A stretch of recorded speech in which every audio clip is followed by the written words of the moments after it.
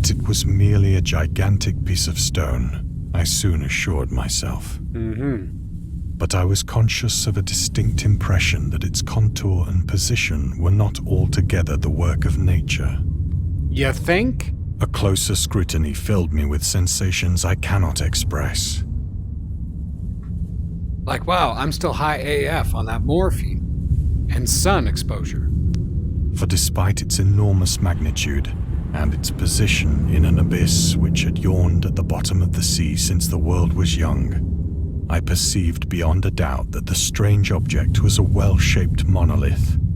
There we go. You made it. Whose massive bulk had known the workmanship and perhaps the worship of living and thinking creatures. Dazed and frightened, yet not without a certain thrill of the scientist's or archaeologist's delight, I examined my surroundings more closely.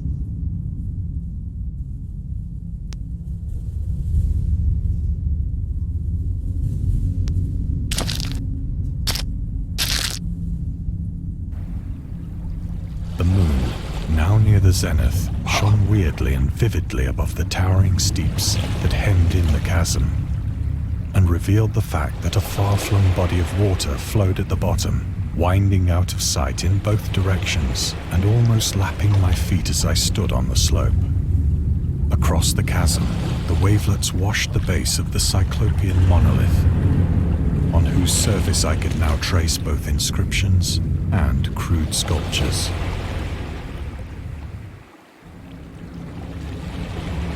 Cthulhu? Is that you?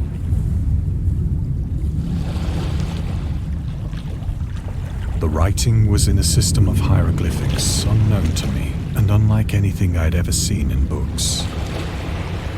Consisting for the most part of conventionalized aquatic symbols such as fishes, eels, octopi, crustaceans, mollusks, whales, and the like.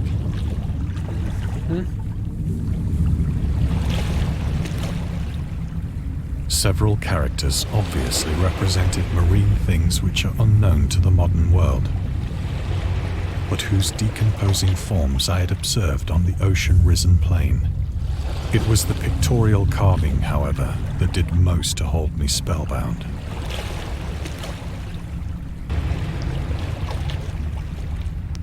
Plainly visible across the intervening water, on account of their enormous size, were an array of bas-reliefs whose subjects would have excited the envy of a doré. I think that these things were supposed to depict men, at least a certain sort of men, though the creatures were shown disporting like fishes in the waters of some marine grotto, or paying homage at some monolithic shrine which appeared to be under the waves as well.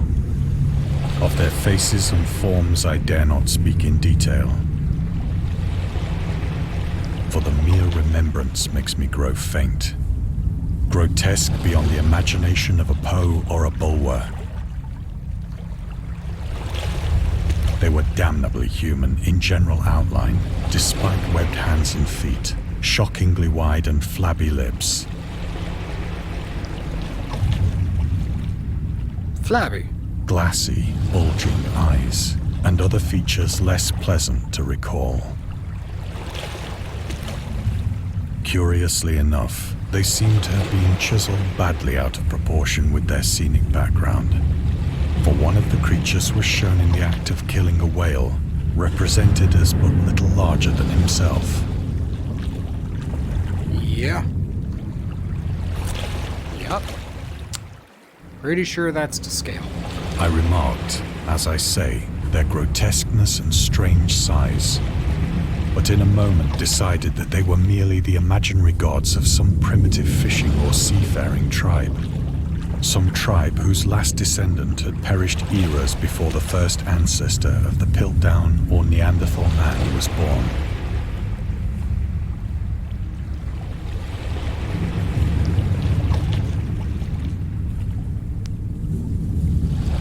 Awestruck at this unexpected glimpse into a past beyond the conception of the most daring anthropologist, I stood musing whilst the moon cast queer reflections on the silent channel before me. Then, suddenly, I saw it. With only a slight churning to mark its rise to the surface, the thing slid into view above the dark waters. Confused and loathsome, it darted like a stupendous monster of nightmares to the monolith. That thing did not rise out of, like slither out of the surface of the water. That was a fucking leap. About which it flung its gigantic scaly arms, the while it bowed its hideous head and gave vent to certain measured sounds. I think I went mad then. Of my frantic ascent of the slope and cliff, and of my delirious journey back to the stranded boat, I remember little.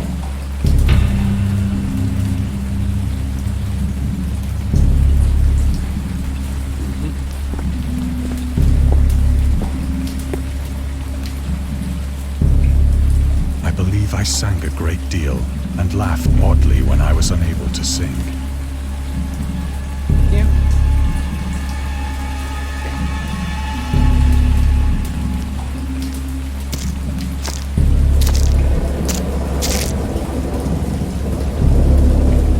Indistinct recollections of a great storm sometime after I reached the boat. At any rate, I know that I heard pearls of thunder and other tones which nature utters only in her wildest moods.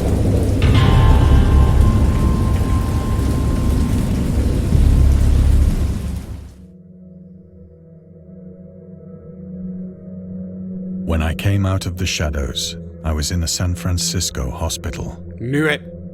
Batshit crazy.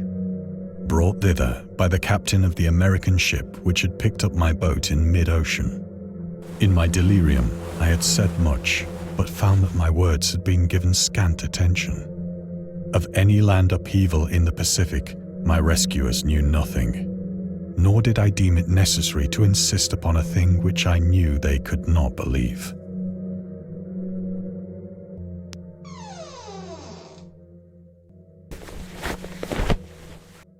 Once I sought out a celebrated ethnologist and amused him with peculiar questions regarding the ancient Philistine legend of Dagon, the fish god.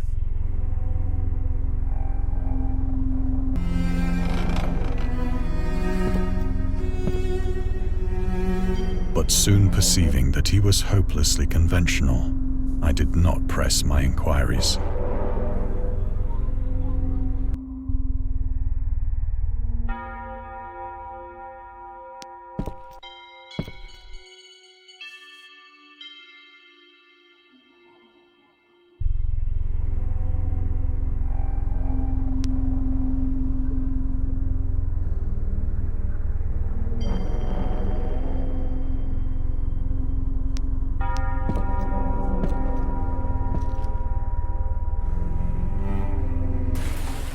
It is at night, especially when the moon is gibbous and waning, that I see the thing. I tried morphine, but the drug has given only transient surcease and has drawn me into its clutches as a hopeless slave. So now I am to end it all, having written a full account for the information or the contemptuous amusement of my fellow men.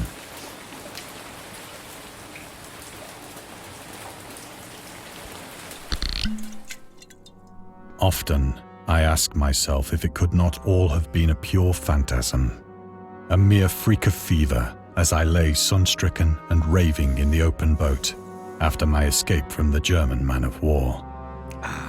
Yeah. This I ask myself, but ever does there come before me a hideously vivid vision in reply.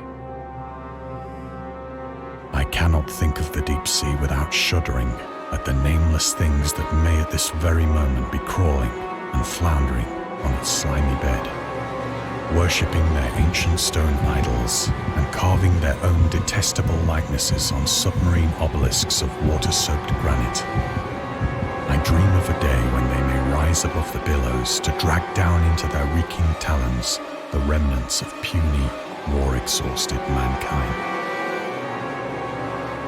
of a day when the land shall sink and the dark ocean shall ascend amidst universal pandemonium.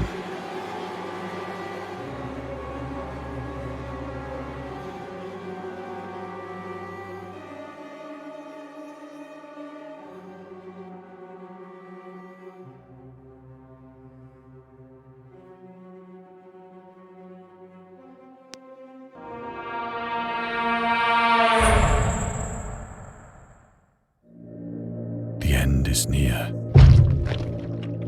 I hear a noise at the door, as of some immense slippery body lumbering against it.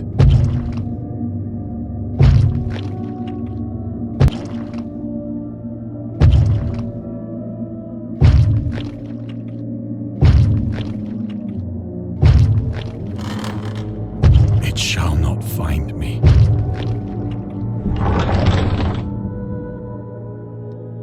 It found you. God, that hand!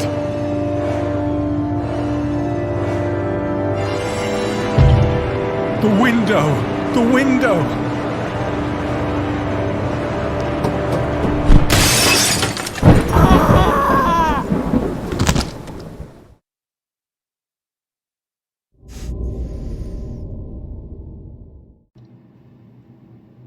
Okay, well, I mean, that was something else. That was a lot of fun. Very interesting.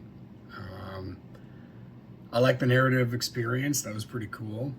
Not much, in terms of like moving around or anything like that. But just being given the time to look around your environment and get a feel for where you are and that kind of thing.